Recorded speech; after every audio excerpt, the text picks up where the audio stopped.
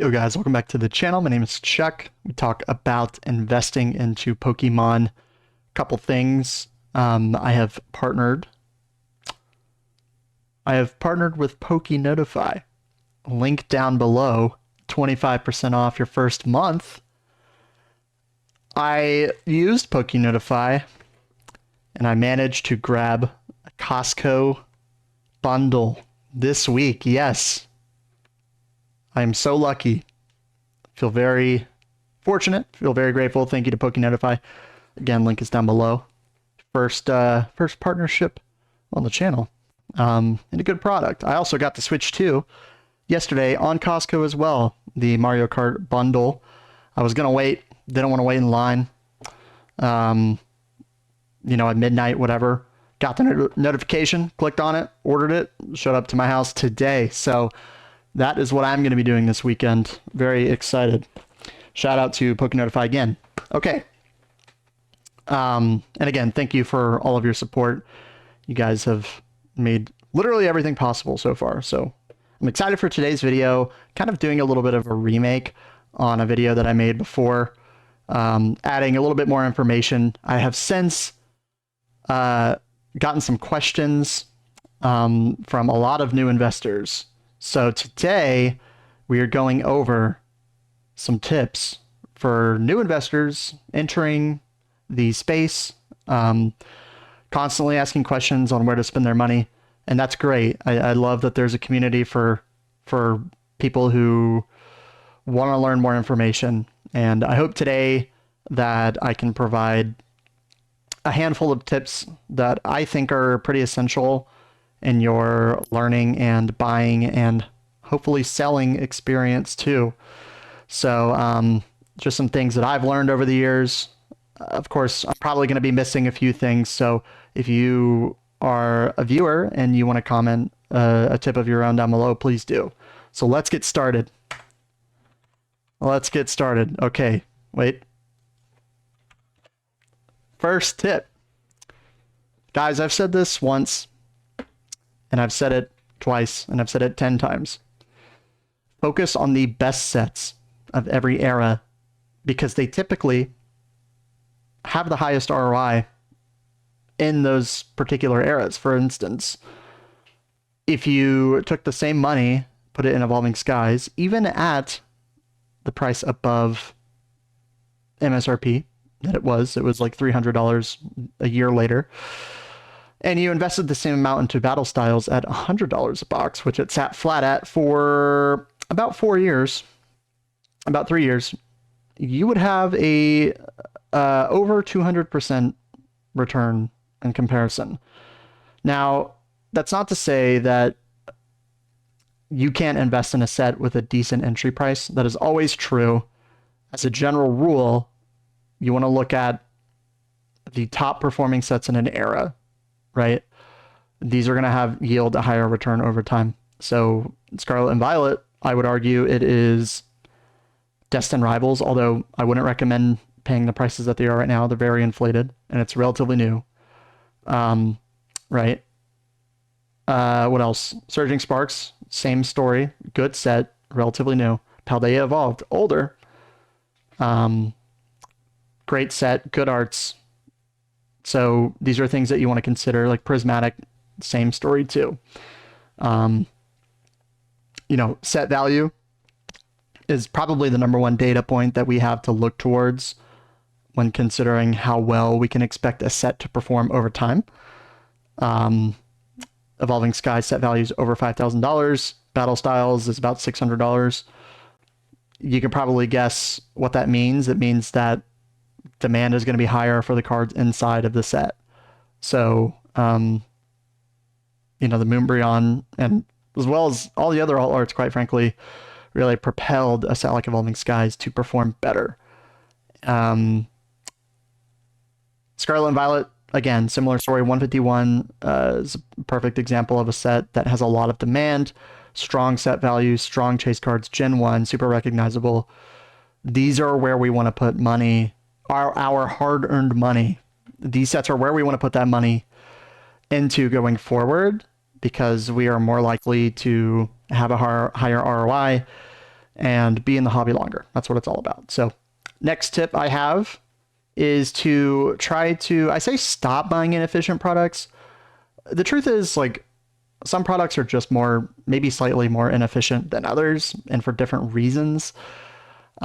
Generally speaking, you want to target sets with a higher per pack ratio. Booster boxes, ETBs, booster bundles, right? Because you only have so much storage where you live. I mean, you can buy and buy and buy, but you got to put it somewhere. And these products have a higher value, and they have more packs. And they tend to perform better as display pieces too over time. And I just made a video saying exactly that. Over the last year, sets like, or products like PCTBs, ETBs, booster bundles, these are all products that perform better, and for those reasons. So like I said, anything is a buy at the right price, but it's a good guideline generally speaking. And there's some nuance within products like 3-pack blisters. The promo can really matter. Like Evolving Skies has an Umbreon, and so that one is valued a little bit more.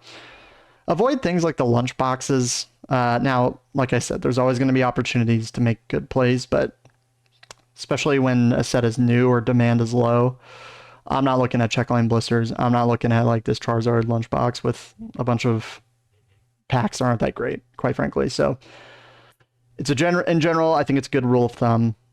Be sure to check out my last video if you want to see the actual ROI percentages across those products, or 2 videos ago, I guess. Be smart with where you buy. This is a really simple tip, but it doesn't go without saying. Especially when you're new to the hobby, you have all these marketplaces that you aren't really sure about, and you kind of just trust them. Like, I have friends who just buy on TCG Player, even though it's cheaper on eBay, because they know that that's a place where cards are sold. And so if you're investing into the hobby, and you're buying product, you probably want to try to get the best price possible. In general, eBay sold prices are typically the most accurate comps that we have to look towards. For whatever reason, it's just it's a bigger marketplace. There's more buyers, more established, etc. TCG Player tends to be a little bit more expensive. Usually bigger stores are selling on there, so perhaps there's a bit of a markup in some cases, just tends to be more expensive. Facebook is best, but you're limited in product, just based on what people are listing in your area. I live in a major city. I try to buy on Facebook and look for plays for like booster boxes, things like that. I'm currently looking for Sword and Shield.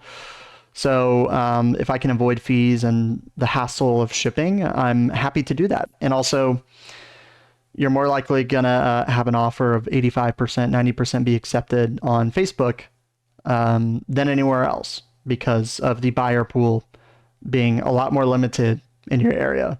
And my example is in 2023, I was buying Fusion Strike and I think it was Lost Origin as well, booster boxes. And I was buying them on eBay. I was paying shipping. I guess I wasn't paying fees. The seller was paying fees, but I was paying a premium on products when I could have just purchased them on the Pokemon Center when they were still in stock at MSRP. So I paid like $190 for a Fusion box, could have gotten it for $170. You know, this adds up over time, and it's a good habit to make, you know, as you go forward and learn more about the hobby, and you just start to get a better pulse on what is priced efficiently. And that also goes for things like card shows too. So just something to keep in mind. Now, when we look at things to invest in, primarily I'm a sealed collector, investor, whatever you want to call it. I really don't, I don't invest in singles at all. Now, that's not to say that you can't invest in singles. If you did in 2023, you would have made money. Although you would have made money on everything. But it really just comes down to supply and demand. Sealed product goes down over time in supply. Singles tend to go up over time as more supply gets ripped. It's really just quite that simple. More attention gets moved away from these cards as time goes on. You don't see a ton of people talking about the Sleepy Tyranitar these days, even though it's a fantastic card and it launched, the alt-art era. Surging Sparks, this has seen an even bigger drop since I created this a few weeks ago.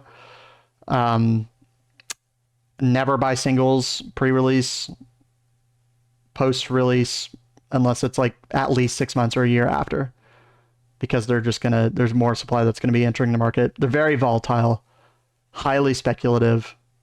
Now, there are some exceptions. There are grading plays you can make, but that comes with experience. And you really need to know what you're doing. You need to know the trends of what cards are, what gem rates are, right? How likely a card is to grade a higher grade, what the disparity is between a PSA 10 versus a raw card. If it's worth grading, not all cards are really worth grading because it does cost money to grade on PSA. I stay away from singles when talking about investing. Again, there's going to be exceptions. In a lot of cases, you can make money. For me, I don't bother. I might buy a single that I like, and if it goes up over time, cool. If I pull a single, hold on to it for a while, maybe I'll offload it at some point. I want to transfer some of that into a sealed product. Great. That's how I treat it. I treat it more as like kind of a fun thing that I, personally enjoy. So just a thought there. And I preach this, I feel like, in my videos. Like, I have a full-time job. A very small percentage of my net worth is in Pokemon cards, because you have to remember, this is a collectible card game. Call it an asset if you want. It is based purely on speculation. It does not have a balance sheet, right? There's not a company performance every quarter being blasted out to shareholders. Now, there might be internally at the Pokemon company, but they don't share that information with us. We don't know what they're doing. And anybody who pretends like they are is cringe. So be very careful. In my opinion, you should really only be investing income that is disposable. If I were to have all of my Pokemon product burn in a fire tomorrow, I would be very sad, and it is a decent chunk of change. Don't get me wrong. I totally recognize that. But it wouldn't have any impact on my ability to pay bills, take care of my house, take care of my family, right? And ultimately, whatever helps you sleep at night is a good rule of thumb. Get a high yield savings account, have an emergency fund first, make sure your bills are taken care of, diversify your investments. If you want to spend some money in Pokemon and you're in a position to do so, I think 5 to 10% is a pretty good rule to follow of your net worth. Just be responsible, be diligent, don't give in to FOMO, look at market trends, etc. Right? Don't go into debt. You don't need to open up credit cards to buy Pokemon. There's always going to be opportunities to buy Pokemon at decent prices. There might not be as much right now. It's a little bit harder to invest in Pokemon. I get it. But yeah, you want to minimize your risk as much as possible. Or at least optimizing it in a way that is comfortable for you. So we know it's performed well over time, but as everything in life, nothing is guaranteed. So just keep that in mind. You never know what's going to happen. I mean, everybody talks about like invest for 10 years and you're good, but like you go through 3 or like 5 stages of life in 10 years. Like, I'm almost 30. 10 years ago, I was a child, basically. I'm a completely, in many ways, different person now. Anyway, that's a whole other tangent, I suppose. So I'm actually going to skip to this step.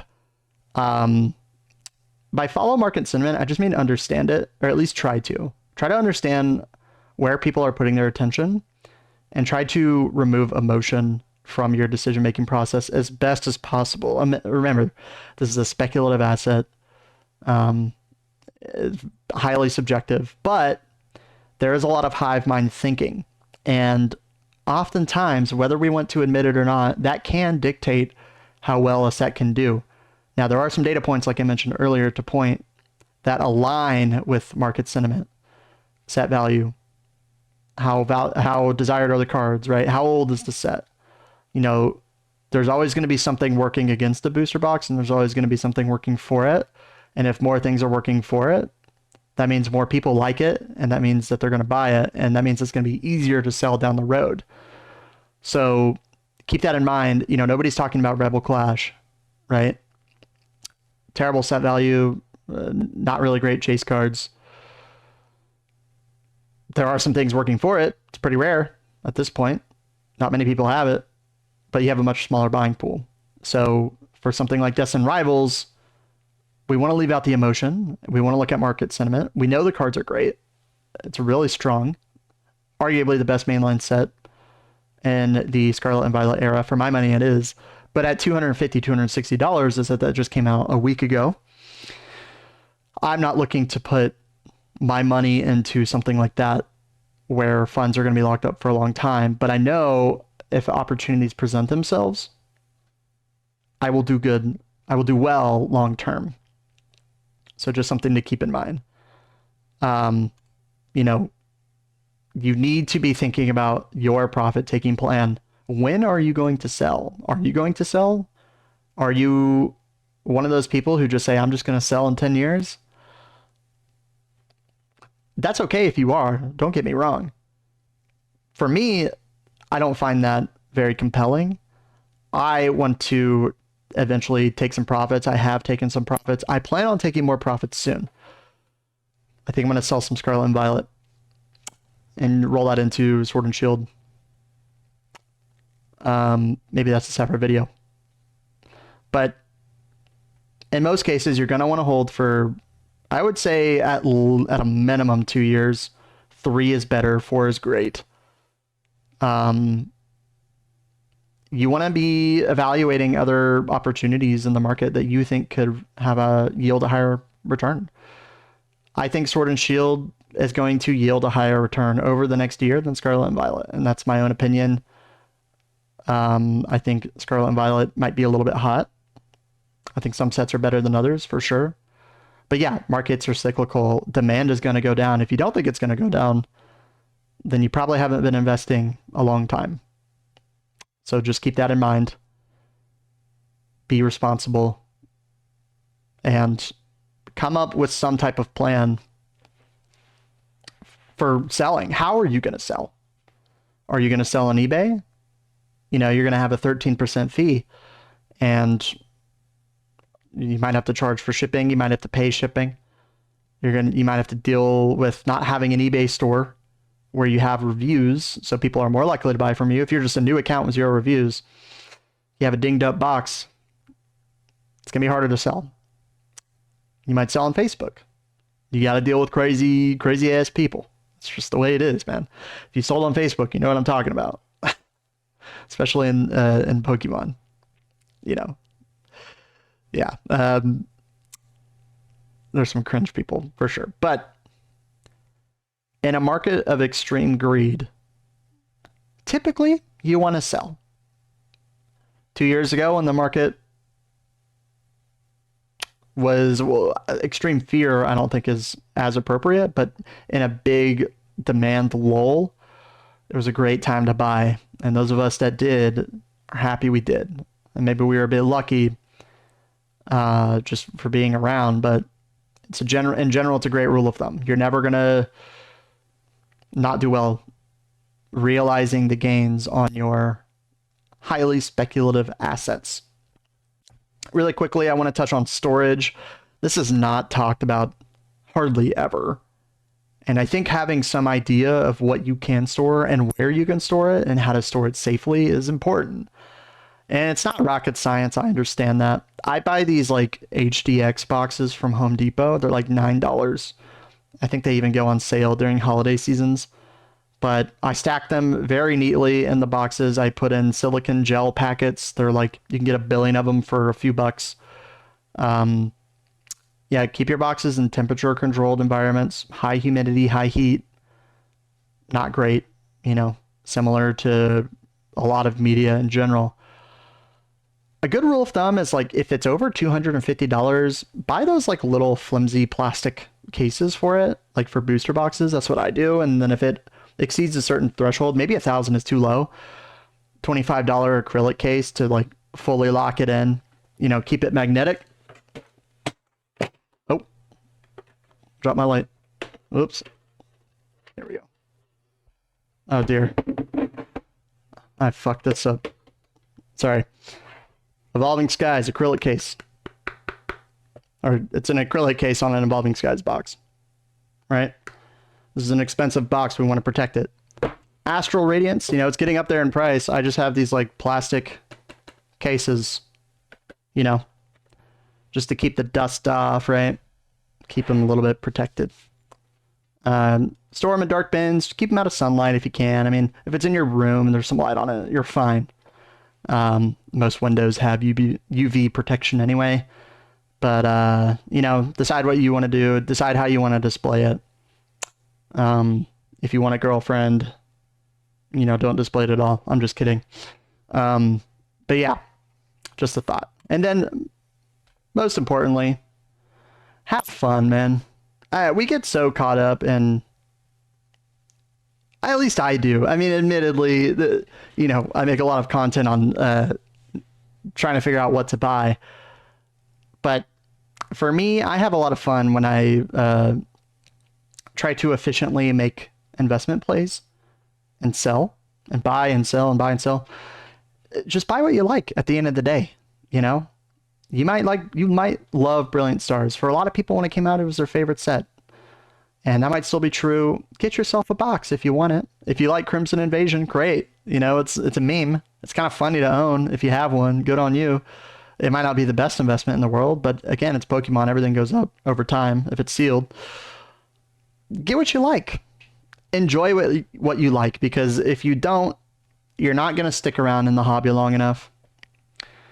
And you're not going to realize as many gains as you could otherwise. And the best investors buy and they stick around, and they buy and they stick around, and they go through cycles, and they're compound interest over time. And you wake up when you're 50, and if you're lucky, you have a nice nest egg to live the rest of your life if you're lucky. And I know that's getting harder in America, there's no doubt, but have some fun. You know, I like to open packs too. Probably going to open one of these because it's not often I get to open Prismatic at that price. So just a thought. At the end of the day, guys, we're talking about Pokemon. People get really worked up. Just do you. Just do you. Invest in what you like, and try to meet some people, you know? Try to meet some people in the hobby and talk about it. So if you're a beginner and you've made it this far, thank you. Beginner blueprint. All right. These are kind of the golden rules of investing. Get in early on sets at good prices. I mean, it doesn't have to be early, I suppose. It can be later. But at or below MSRP is gonna do well. Harder in this market, I get it. Over the course of Pokemon in general, very true. I got Paldea Evolved at $75 on TikTok Shop 2 years ago. Older sets are less likely to get reprinted. Please consider this. I made a video on the ranking system, and I use that for sets, and age is a big consideration. So Destin Rivals is very expensive, highly desired. It is brand new. You do not need to FOMO into sets like this. You know, Lost Origin is over 3 years old, I think, at this point, which is crazy. That's not getting another booster box reprint. It already got 2. So supply and demand is going to kick in. It's only going to go up. It's highly unlikely to really be any lower than it is. You know, maybe a few percentage points here and there, but yeah. Watch this video in a year and tell me if it's lower than today. Generally, booster boxes and PC ETBs are your best performance. Now, we've seen some changes on that in the last year. ETBs, booster bundles, build a metal stadiums. There's some nuance there in that video I was talking about. But high pack quantity for good sets, PC ETB at release at MSRP, it's a great way to start in the hobby, and you're setting yourself up for a lot of success, and you're not really going to worry about price fluctuations that much. So again, be responsible. There's some nuggets of information in here that I think are good. If there's anything that you feel like I've forgotten, maybe the more experienced investors, comment down below your best tip. If you're new, I appreciate you watching. Welcome. It's a crazy time right now. A hell of a time to join the hobby. Yeah, guys, again, thank you so much for the support. PokeNotify link is down below. I use it. I don't go to stores anymore in person. So it's been great for me. And thank you all again. Have a great weekend. I will see you soon in the next one. Peace.